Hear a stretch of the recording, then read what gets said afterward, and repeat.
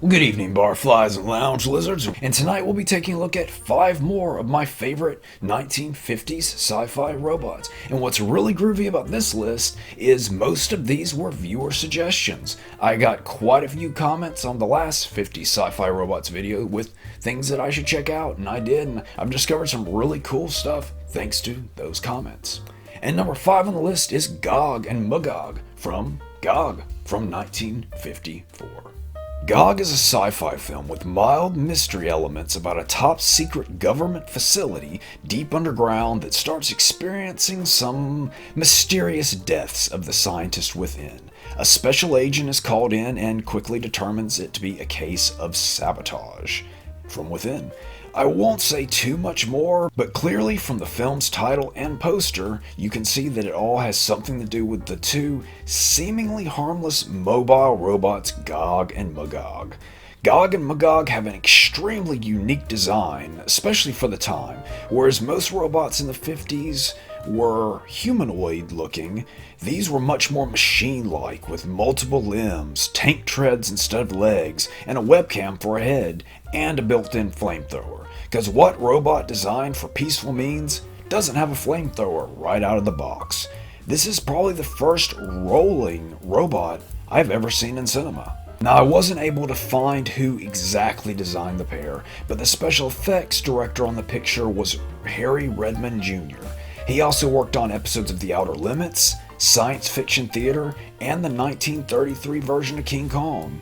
And though you may not be able to tell just by looking at Gog and Magog, there was an actual person within operating the robots, and at least one of those actors, if not both, was Billy Curtis, who was also in Planet of the Apes, 2 different episodes of Batman 66, and most notably, well, for myself at least, he was Mordecai in the Western High Plains Drifter. So yeah, definitely a unique robot design for the time, and a movie worth checking out if for nothing else for Gog and Magog. And number 4 on the list is the Alien Robot from Target Earth, also from 1954. Now, Target Earth is a mystery-based sci-fi film about an alien invasion, and though we never actually see the aliens themselves, we certainly get a good view of the aliens' weapon of choice, an army of death ray-wielding robots who stalk the streets of Chicago searching for surviving humans. Now, this robot definitely has that great 1950s sci-fi feel, that classic humanoid, but at the same time it's quite stylized and also looks like it would fit in nicely at some pretentious art gallery. I'm particularly fond of the one round laser shooting eyeball, but who doesn't love a good round laser shooting eyeball? It also has this charming oddball kind of walk that makes it look a bit less threatening until it melts your face. The robot was portrayed by Steve Calvert, who was actually quite the accomplished guerrilla actor. Of his 16 film and TV credits, 14 of said credits were playing gorillas, and a few of these include Bride of the Gorilla, Bela Lugosi Meets a Brooklyn Gorilla, and an episode of the 1950s Superman series. He actually owned 2 different gorilla suits, both of which he bought from Ray Crash Corrigan, who played the alien in It, the Terror from Beyond Space. And even though in Target Earth, it's mentioned as being an army of robots, only one costume was actually made, so you never see more than one robot at a time. But you know what? You don't need to. Too many robots for you. It's not good for you. The film, as I mentioned, was set in Chicago, but was filmed in LA without permits. They actually shot guerrilla style on Sunday mornings before traffic picked up. See what I did there? Guerrilla style. That's funny stuff. Now, number 3 on the list is kind of an unusual choice, a little outside the box, pun intended, and it's one that many of you are probably very familiar with but don't know what it is actually from, and that's Robert the Robot from 1954. Wow, 1954, that year was killing it for sci-fi robots. And Robert the Robot was actually an early robot toy. I'm sure most of you have seen this image countless times. I've used it myself before and recently. But Robert was originally supposed to be a tie-in product for the film Tobor the Great. Somewhere along the line that fell apart, but he did make his debut in the 1954 Sears catalog at a whopping $5.98, which would be something like $50 or $60 by today's standards, so that was quite pricey for a toy of the time. Released by Ideal Toys, good old Bobo was remote controlled, could roll, talk, and his eyes even lit up. And he was also made of plastic, which was kind of unusual for the time, whereas most robot toys before then had been tin. And what a great design he was, with his red arms and face.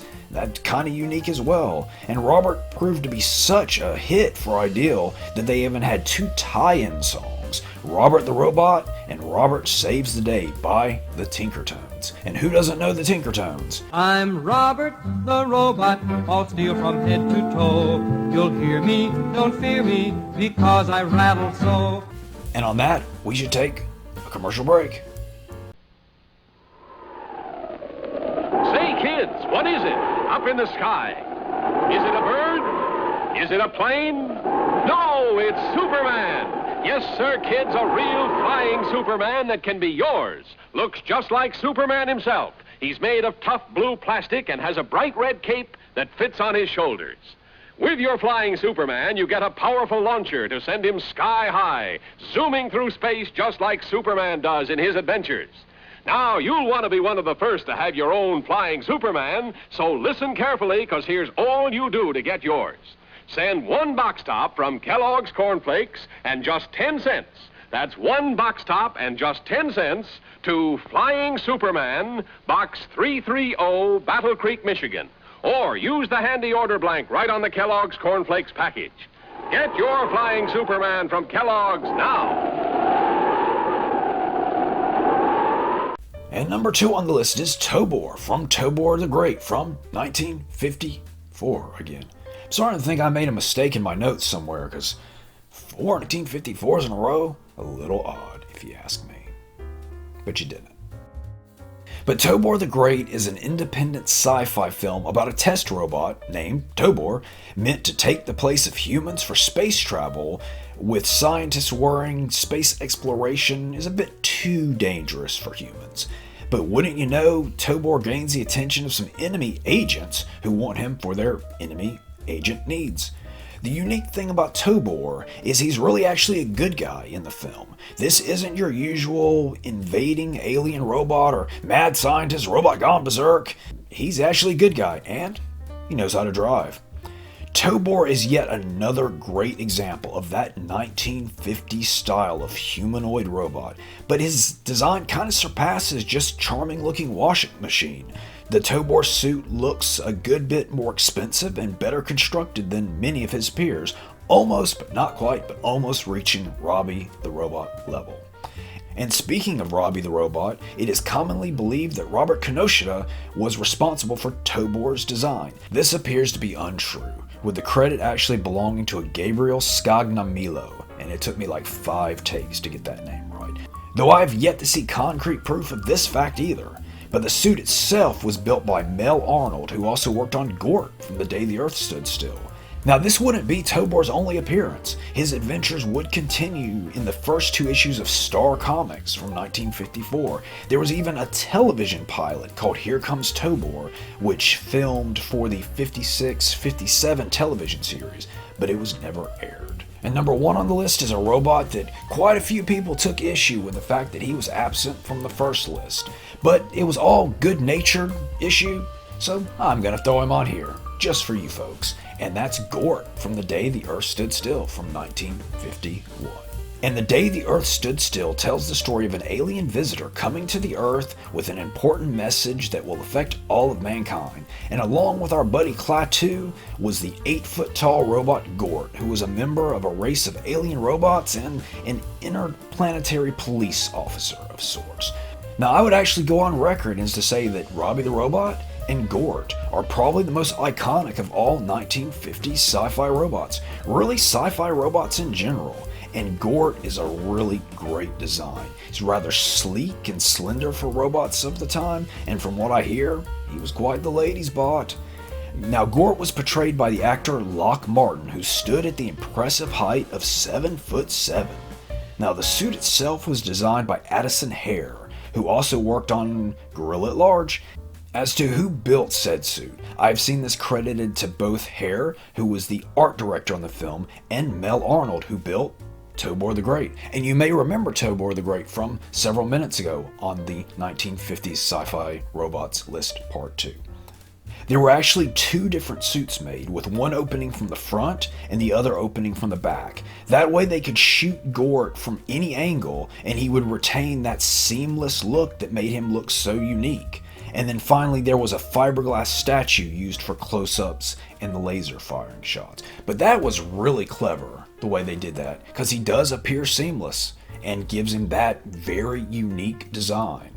As to the original character himself, Gort was loosely based on a character from the story Farewell to the Master, written by Harry Bates. It first appeared in the October 1940 issue of Astounding Science Fiction, though in the story the character is actually green and much more humanoid in appearance. And he wears a loincloth. And I'll tell you, as classic as The Day the Earth Stood Still is, it certainly had a lack of loincloths.